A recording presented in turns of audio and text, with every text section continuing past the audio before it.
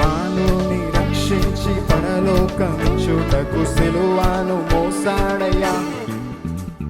పాపాన్ని తొలగించ శాపాన్ని తొలగించ భూలోకం వచ్చాడయ్యా.